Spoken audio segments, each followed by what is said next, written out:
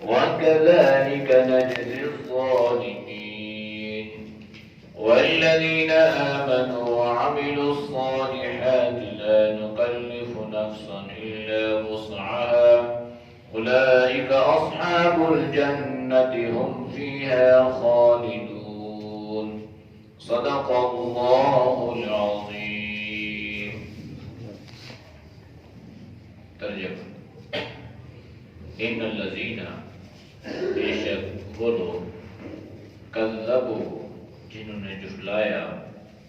بآیاتنا، ہماری نشانیوں کو، واستكبروا عنہا، اور تکبر کیا ان سے، لا تفتح، نہیں کھولا جائے گا، لہم، ان کے لیے، ابواب السماء، دروازے آسمان کے، ولا يدخلون الجنت، اور نہ داخل کیے جائیں گے جنت میں، حتی، یہاں تک، یلج الجمل، داخل ہو جائے اونٹ،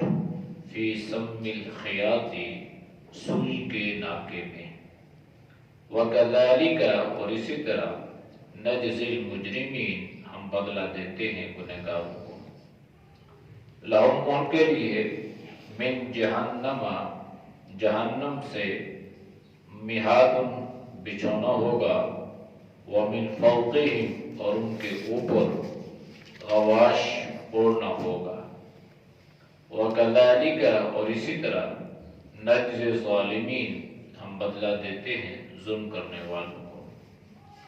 والذین، اور جو لوگ، آمنوا، ایمان لائے، وعملوا الصالحات،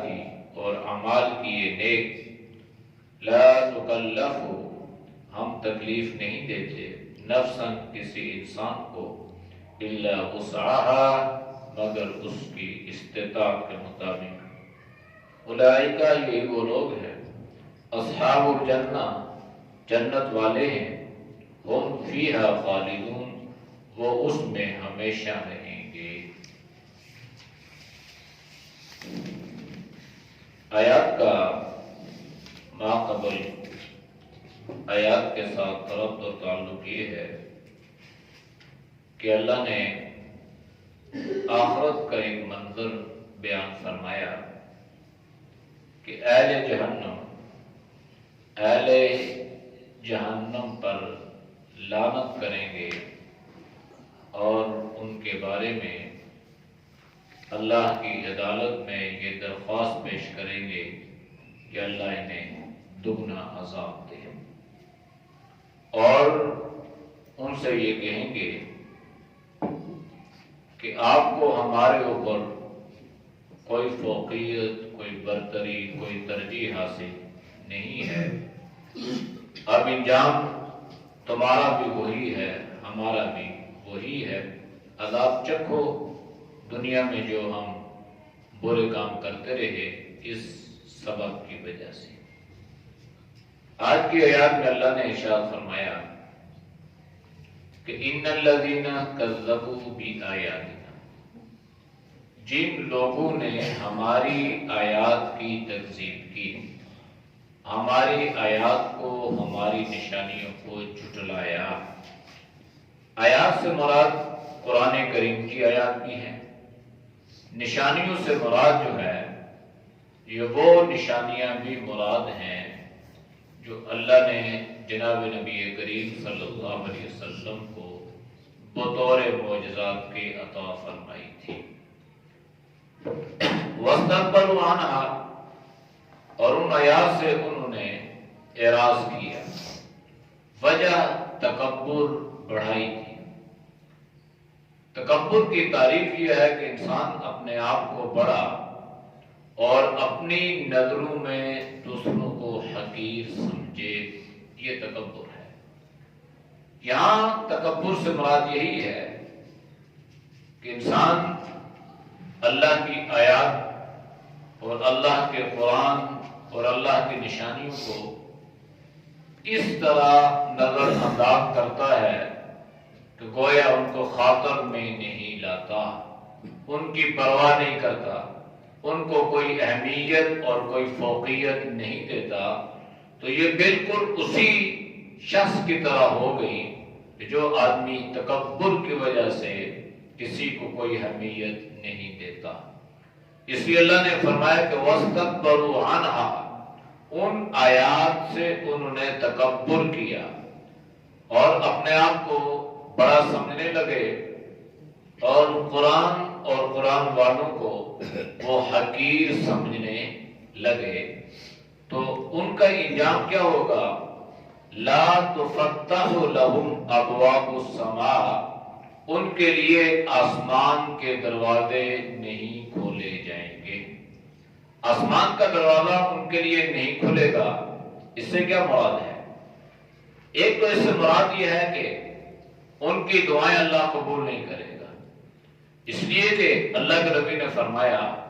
کہ دعا جو ہے یہ ان آسمانوں کو چیرتی ہوئی اللہ کے عرش کو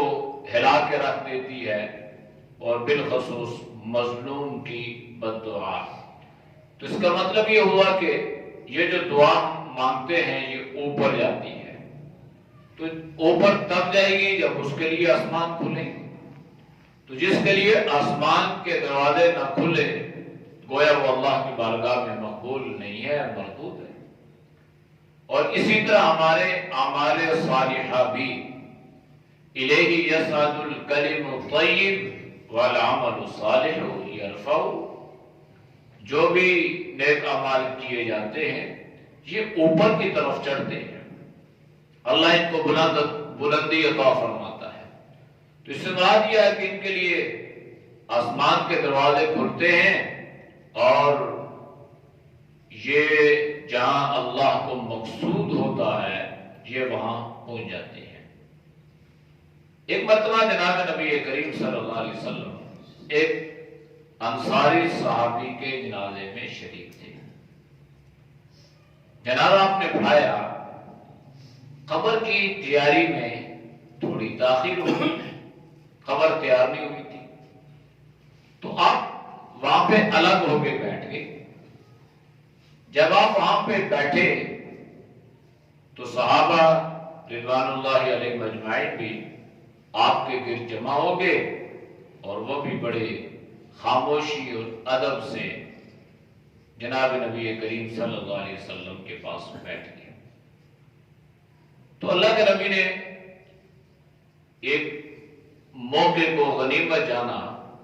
اور آپ نے وہاں پر کچھ واعظ و نصیحت فرمانا شروع کی۔ آپ نے فرمایا کہ دیکھو، جب کسی بھی نیک مومن بندے کی روح کو اللہ قبض کرتے ہیں تو اللہ جب حضرت اسرائیل علیہ السلام کو بھیجتے ہیں تو یہ فرشتے جو آتے ہیں یہ بڑی خوبصورت صورت میں، بڑی خوبصورت شکل میں آتے ہیں، یہاں تک کہ یہ اس مومن بندے کی روح کو اس طرح قبض کرتے ہیں جیسے کسی برتن پر سے اس کے ڈھکن کو اٹھا دیا جائے تو جس طریقے سے آسانی سے اس سے پانی نکل جاتا ہے، اسی طرح اللہ اس نیک مومن بندے کی روح کو بھی قبض کرتے ہیں۔ جب حضرت اسرائیل علیہ السلام نے روح کو قبض کر لیا تو حضرت اسرائیل علیہ السلام کے ساتھ فرشتے آتے ہیں، تو آپ روح قبض کر کے یہ ان فرشتوں کے حوالے کر دیتے ہیں، ان ملائکہ کے حوالے کر دیتے ہیں۔ تو یہ ملائکہ جو ہے، یہ فرشتے جو ہے، بڑی تیزی کے ساتھ، بڑی سرعت کے ساتھ اس نیک مومن بندے کی روح کو لے کر آسمان پہ پہنچتے ہیں۔ تو آسمان پر جب یہ روح پہنچتی ہے تو اس کو مبارکباد دی جاتی ہے، کیونکہ اس سے خوشبو آ رہی ہوتی ہے۔ تو ملائکہ فرشتے یہ کہتے ہیں کہ یہ کس نیک بخت کی روح ہے، تو اس کو اس کے بہترین نام سے فرشتے یاد کرتے ہیں کہ یہ فلاں بن فلاں کی روح ہے۔ چنانچہ اس کے لیے یہ آسمان کے دروازے کھل جاتے ہیں اور یہ اللہ کی بارگاہ میں پیش ہو جاتی ہے۔ جب یہ اللہ کی بارگاہ میں پیش ہوتی ہے تو اللہ ان فرشتوں سے فرماتے ہیں کہ اس روح کو مقام علیین میں رکھ دو، اور اس کا اعمال نامہ جو ہے یہ مقام علیین میں رکھ دو، اور پھر اللہ اس روح کو حکم دیتے ہیں کہ یہ اس کو واپس قبر میں اس کے جسم میں پھونک کے آ جاؤ۔ اب یہ روح واپس جو ہے قبر میں لوٹتی ہے اور اسی میں گویا اللہ کے حکم سے داخل ہو جاتی ہے جہاں سے اللہ نے اس کو نکالا تھا۔ اب جب یہ روح جب انسان کے جسم میں داخل ہوتی ہے تو پھر منکر نکیر آتے ہیں، سوال جواب ہوتے ہیں۔ تو یہ میت جو ہے، یہ مردہ جو ہے، یہ روح کی حالت میں اٹھ کے بیٹھ جاتا ہے۔ جب یہ بیٹھتا ہے تو اس سے پہلا سوال من ربک، تیرا رب کون ہے؟ تو یہ روح فوراً جواب دیتی ہے ربی اللہ، میرا رب اللہ ہے۔ اس کا دوسرا سوال اس سے یہ ہوتا ہے کہ من دینک، تیرا دین کیا ہے؟ یہ فوراً کہتا ہے الاسلام دینی، اسلام میرا دین ہے۔ اس سے تیسرا سوال یہ ہوتا ہے من هو تعرف فی هذا الرجل، ایک روایت، اور دوسری روایت من نبیک، تیرا نبی کون ہے؟ تو یہ فوراً جواب دیتا ہے نبی محمد رسول اللہ صلی اللہ علیہ وسلم، میرے نبی میرا رسول حضرت محمد صلی اللہ علیہ وسلم۔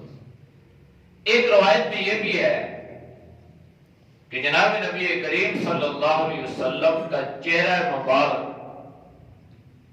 وہ اس آدمی کے سامنے کر دیا جاتا ہے، اس نیک مومن صالح کے سامنے، تو اس سے کہا یہ جاتا ہے کہ اس چہرے کو پہچانتے ہو؟ وہ مسکرا اٹھتا ہے اور فوراً یہ کہتا ہے ہاں، یہ میرے پیغمبر میرے نبی صلی اللہ علیہ وسلم کا چہرہ مبارک ہے۔ تو اللہ اسے فرماتے ہیں کہ ٹھیک ہے بھائی، یہ تو کامیاب ہے، لہذا اس کی جو قبر ہے نا، یہ جنت کی کھڑکیاں اور جنت کے دروازے کھول دو تاکہ جنت کی ہوا، جنت کی خوشبو، جنت کی روشنی اس کی قبر میں آتی رہے، اور اس کو گویا سلا دیا جاتا ہے۔ اس کا دوسرا پہلو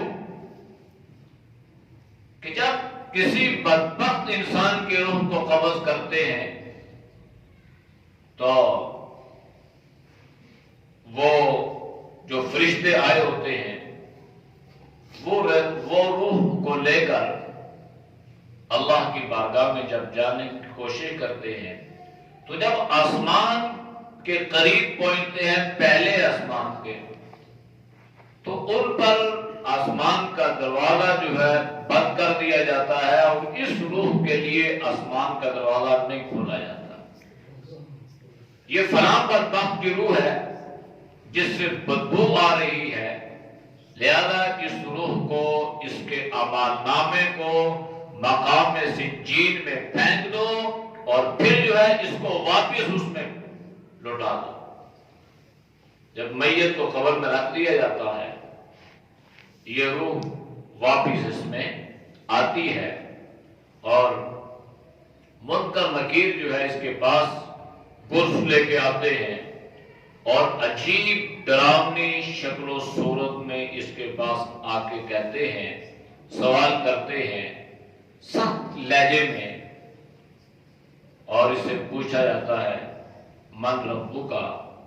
تو یہ کہتا ہے لا ادری، ہاں ہاں ہاں، حدیث کے الفاظ، میں نہیں جانتا، مجھے کچھ پتا نہیں۔ پھر جب اس سے دوسرا سوال ہے تو پھر یہی جواب، تیسرا ہے تو پھر بھی یہی جواب۔ اب اللہ کے نبی نے فرمایا کہ اب اس کے لیے، اس کی قبر کے لیے جہنم کے دروازے، جہنم کی کھڑکیاں کھول دی جاتی ہیں، یہاں تک کہ اس کی قبر گویا جہنم کا ایندھن بن جاتی ہے، جہنم کے آگ کے شعلے۔ اس لیے جناب نبی کریم صلی اللہ علیہ وسلم نے ارشاد فرمایا نا کہ جس قبر کو تم محض مٹی کا ایک گڑھا سمجھتے ہو، ایک مٹی کا گڑھا نہیں ہے، یا تو یہ جنت کے باغوں میں سے باغ ہے یا جہنم کے گڑھوں میں سے ایک گڑھا ہے۔ تو اس روایت سے بہت ساری باتیں سامنے آئی، اور ہماری مطلب کی جو بات ہے وہ یہ ہے کہ لا تفتح لهم ابواب السماء، اس روح کے لیے آسمان کے دروازے بند کر دیے جاتے ہیں جو بدبخت ہو، جو گنہگار ہو، جو فاسق اور فاجر ہو، جس سے ایسی بدبو آتی ہے جس طرح کوئی جانور مر جاتا ہے اس کی بدبو ہوتی ہے۔ اللہ کے نبی نے فرمایا اس سے بھی ایسی روح آتی ہے، لہذا اس کی روح کے لیے اللہ اس کے دروازوں کو بند کر دیتے ہیں۔ اب سوال یہ پیدا ہوا، ایک ہمارے معاشرے میں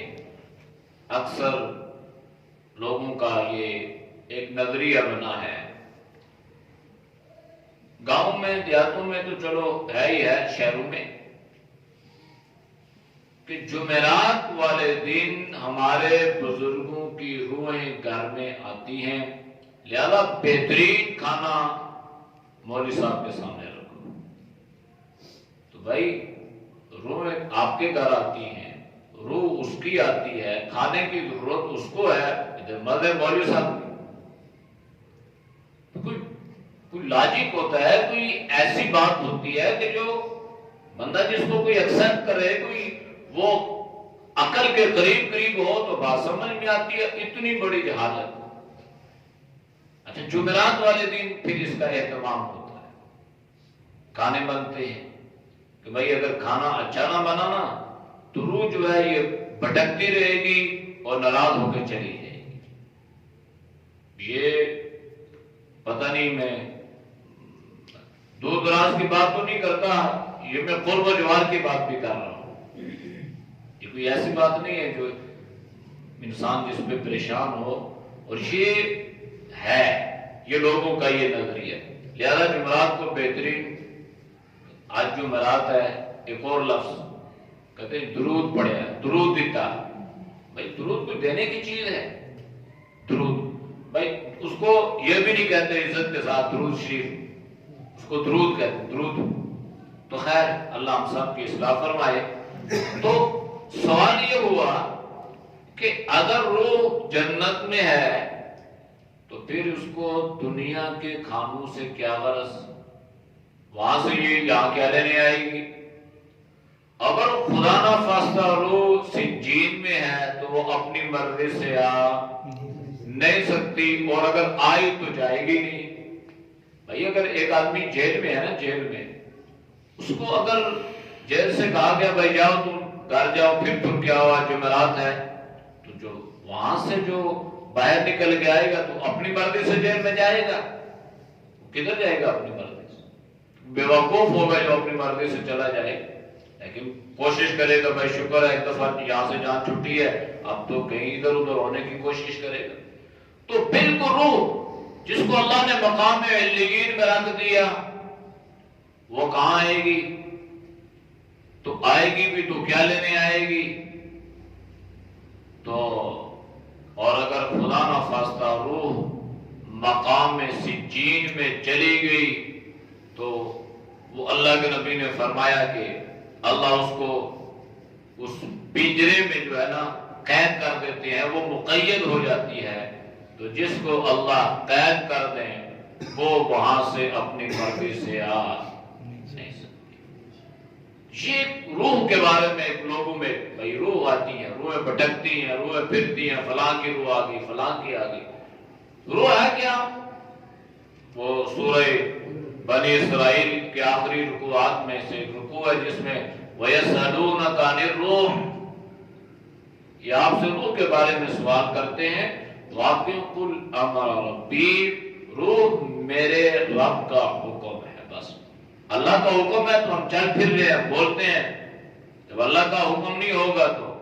اللہ یا انسان نہیں کرائیں گے، کہیں گے جی پھر یہ کوئی یہ نہیں کہتا مفتی صاحب اور قاری صاحب اور چودھری صاحب، پھر کہتے ہیں جنازہ کب ہوگا، میت کو غسل کون دے گا، میت کی تدفین کب ہوگی، میت کو کہاں لے کے جایا جائے گا، ایک منٹ میں وہ سارا سٹیٹس تبدیل ہو گیا۔ تو یہ دنیا کی حیثیت ہے، ابھی دفن نہیں ہوا، ابھی روح نکلی ہے، جو فلاں فوت ہو گیا، اچھا پھر اس میت کو غسل کون دے گا، پھر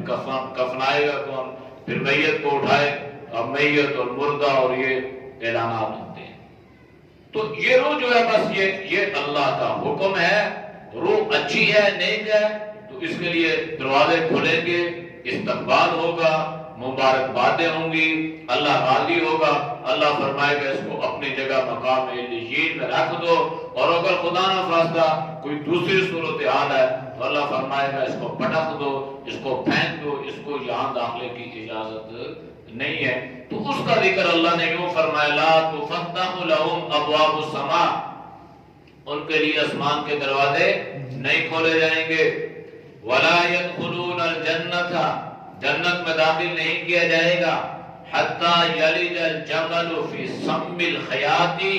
یہاں تک کہ جس طرح اونٹ کو سوئی کے ناکے میں داخل ہونا ممکن ہے، ناممکن ہے، مشکل ہے کہ اونٹ ہو اس کو سوئی کے ناکے سے داخل کیا جائے، اسی طرح یہ لوگ جو تکبر کرتے ہیں، اللہ کی آیات کی تکذیب کرتے ہیں، اللہ کی آیات کو جھٹلاتے ہیں، تو اللہ نے فرمایا کہ یہ بھی جنت میں داخل، یہ ایک معاوضہ ہے، یعنی جس کام کا نہ کرنے کی بات ہونا کہ وہ کام ہو نہیں سکتا، تو اس کو کہتے ہیں کہ جیسے اونٹ جو ہے سوئی کے ناکے میں داخل نہیں ہو سکتا، اس طرح یہ کام بھی نہیں ہو سکتا۔ تو اللہ نے فرمایا کہ یہ لوگ بھی جنت میں داخل نہیں ہو سکتے۔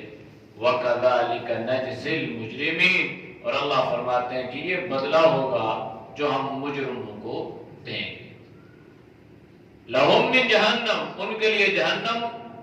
مِہَادٌ، جہنم بچھونا،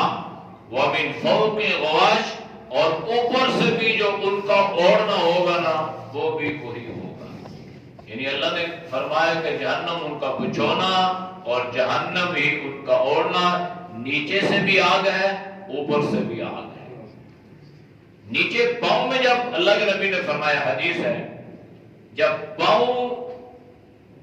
میں آگ کی حرارت کی وجہ سے جب پاؤں جلیں گے نا تو اس پاؤں کے جلنے کی وجہ سے انسان کے سر سے یوں آواز آئے گی، اللہ کے نبی نے فرمایا جیسے ہنڈیا ابلنے کی آواز آتی ہے۔ ابھی آگ جو ہے وہ سر اس میں داخل نہیں ہوا، ابھی تو اس نے صرف پاؤں کو ٹچ کیا ہے، تو اس کی سر میں یہ کیفیت ہوگی، تو جب وہ آگ انسان کو پورے گہرے میں لے لے گی تو پھر اس وقت کیا کیفیت ہوگی۔ وَكَذَلِكَ نَجْزِي الظَّالِمِينَ، اور یہ ہم ظالموں کو بدلہ دیتے ہیں، یعنی انہوں نے اپنے جانوں پر خود ظلم کیا، اللہ نے ان کو بتلایا، سمجھایا، وہ نہ سمجھے، لہذا انہوں نے اللہ کی باتوں کو نظر انداز کر کے اپنی جان پہ ظلم کیا، تو جو اپنی جان پہ ظلم کرے گا تو اللہ اس کو یہ جزا اور یہ بدلہ دے گا۔ باقی رہ گیا والذین آمنوا، وہ لوگ جو ایمان بھی لائے، وعاملوا الصالحات، اور نیک اعمال بھی کیے۔ یہ ایمان کے ساتھ اعمال صالحہ جو ہے نا یہ شرط ہے، یہ جو اللہ وعدے فرماتا ہے نا ایمان والوں کے ساتھ، اس میں اکثر جو ہے اللہ نے اعمال صالحہ کا ذکر فرمایا، یہ جو وعدے ہو رہے ہیں، ہاں تمہیں ایمان کی وجہ سے تمہاری بخشش تو ہوگی، لیکن اللہ نے یہ جو انعامات اور اکرام کا ذکر فرمایا یہ تمہیں نہیں ملیں گے، یہ تب ملیں گے کہ جب تم دنیا میں ایمان کے ساتھ اعمال صالحہ کر کے آؤ گے تب۔ اور اللہ نے یہاں پہ صرف اعمال صالحہ کا ذکر فرمایا نا، تو اس سے اعمال بد خود بخود نکل گئے، یعنی ایسا نہیں ہے کہ انسان برے عمل بھی کرے اچھے بھی کرے، نہیں، بالکل اعمال صالحہ کرتا رہے۔ ہاں کرتے کرتے اگر خدا نہ خواستہ کہیں پر وہ پھسل گیا تو توبہ کا دروازہ اللہ نے کھلا چھوڑا ہے، توبہ کرے، اللہ سے معافی مانگے اور پھر ان اعمال کی طرف آئے، تو یہ وعدے اللہ نے اس کے ساتھ فرمائے ہیں، لا نکلف نفسا الا وسعها۔ اللہ نے فرمایا کہ ہم ایمان والوں پر اتنی تکلیف اور اتنا بوجھ اور اتنی مشقت نہیں ڈالتے جس کو وہ برداشت نہ کر سکے، ان کو اتنی پریشانی کا سامنا کرنا پڑے گا جتنی وہ برداشت کر سکتے ہو۔ تو یہ آیت جو ہے نا، یہ اہل ایمان کو بڑا سہارا دیتی ہے۔ اگر کسی پر کوئی پریشانی یا مصیبت آئے تو یہ سمجھے کہ یہ اللہ نے میرے اوپر جو پریشانی بھیجی ہے نا، یا یہ جو مصیبت میرے اوپر آئی ہے، یا جس امتحان میں میں گرفتار ہوا ہوں، یہ اتنا ہی ہے جتنا میں برداشت کر سکتا ہوں، اس لیے کہ میرا رب جانتا ہے کہ میں اس آزمائش کے قابل ہوں یا نہیں ہوں، میں اس بوجھ کو اٹھا سکتا ہوں یا نہیں اٹھا سکتا، اس لیے اللہ کسی پر اتنا بوجھ اتنی تکلیف نہیں ڈالتا جس کو وہ برداشت نہ کر سکے۔ تو اللہ نے فرمایا ایمان والے اعمال صالحہ جو ہے نا یہ کرنے والے، اولئک اصحاب الجنہ، یہی وہ لوگ جنت والے ہوں گے۔ اصحاب والوں کو بھی کہتے ہیں، اور اصحاب لفظ صحبت سے بنا ہے، اور صحبت اس کو کہتے ہیں جو جس کو جناب نبی کریم صلی اللہ علیہ وسلم، تو اسی سے صحابہ رضوان اللہ علیہم اجمعین، ورنہ لفظی معنی اس کا جو ہے صحبت سے صحابی، دوست، رفیق۔ ہم فیہا خالدون، وہ ہمیشہ اس جنت میں رہیں گے۔ اعوذ باللہ من الشیطان الرجیم، بسم اللہ الرحمن الرحیم، ان الذین کذبوا بآیاتنا واستكبروا عنها لا تفتح لهم أبواب السماء ولا يدخلون الجنة حتى يلج الجمل في سم الخياط وكذلك نجزي المجرمين لهم من جهنم مهاد ومن فوقهم غواش وكذلك نجزي الظالمين والذين آمنوا وعملوا الصالحات لا نكلف نفسا إلا وسعها أولئك أصحاب الجنة هم فيها خالدون۔